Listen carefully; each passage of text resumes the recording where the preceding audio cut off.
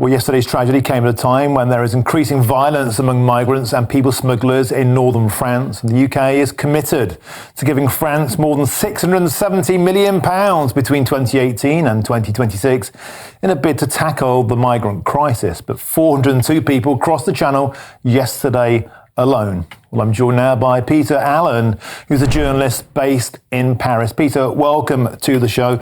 Incredibly concerning scenes yesterday and reports emerging that 50 people were on the dinghy, an extra 62 then rampaged onto the craft, causing it to partially capsize. But the most concerning report we're hearing, Peter, is that the French police simply stood by and did nothing, which of course asks the huge question, why on earth are we sending millions and millions of pounds to France if nothing is happening to deter these people from coming over? Well, quite, Martin. There's shock and anger here about what's happened. These incidents have become all too frequent. It was only in January that 5 migrants died off exactly the same beach near Boulogne-sur-Mer. But what was particularly horrific about yesterday is exactly as you say, there was a skirmish beforehand on the beach.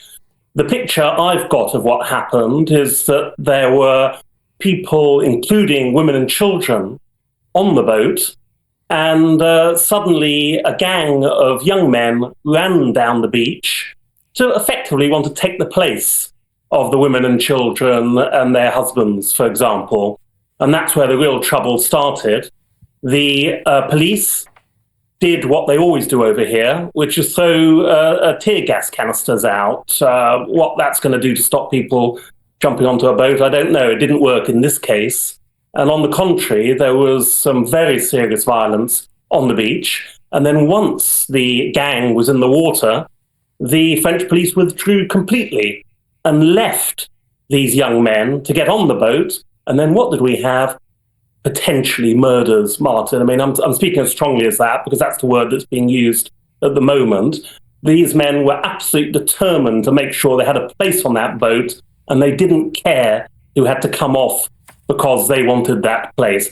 There's a picture after this horrific instance, would you believe, of this boat sailing to Britain with all these young men sitting on the side, punching the air, cheering about what's happened and saying, look, we've got our place. We're on the way to England, and would you believe it, they're being escorted by the French Navy up until the line in the Channel, which the demarcation line between Britain and French waters, and then the British authorities take them on and take them to England. I was speaking to the state prosecutor here yesterday evening, and he suggested that those responsible for this appalling tragedy might well be claiming asylum in Britain today. That could be what happened, although we have heard of these arrests now in Britain, of course, as well, Martin. And Peter, we are seeing pictures on screen now of that rescue mission, of that dinghy coming over towards Dover. And another astonishing point, Peter, is that when the police intervened, when the craft was still quite close to the shore, when this capsize happened and the skirmish occurred, the next thing that happened is that 48 migrants were returned to France. Presumably those are the ones who've been shoved off this dinghy. But 58 simply refused to leave that dinghy despite what had happened, despite the fatalities. And then, Peter, the French Navy escorted them towards British waters. Astonishing when you think we're paying for this. It's astonishing, Martin, and it's utterly macabre. Can you imagine? It was so obviously a crime scene.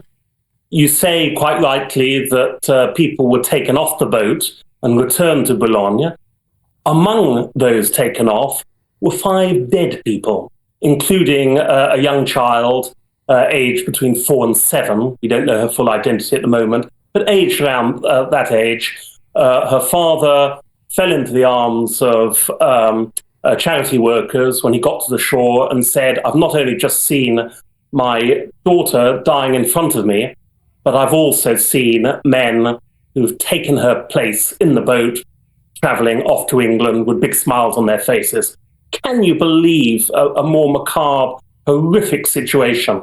And as you say, they were travelling to England with the help of the French authorities and then the British authorities, treated just like normal people who wanted to get over. No concern at all for the people they'd left behind, the 5 dead people they'd left behind. Unbelievable scenes, Martin. So, Peter, the scene you're explaining there is not only horrific, but it paints a picture of somebody who's potentially responsible, certainly in the eyes of the father of the girl who died, responsible for that death, who simply sailed into Britain, now in custody. The next question is then, can that father give evidence, identify this person? Can we take this case forward? This is an astonishing revelation, Peter Allen.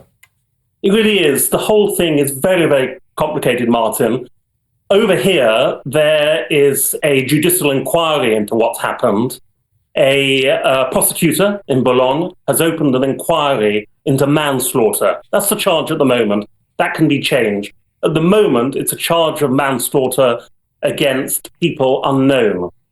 That means that they will be trying to make arrests over here. There have been some arrests in connection with this incident, but we don't know at the moment whether they're alleged people who have carried out manslaughter or they're people who helped launch the boat. We don't know that at the moment.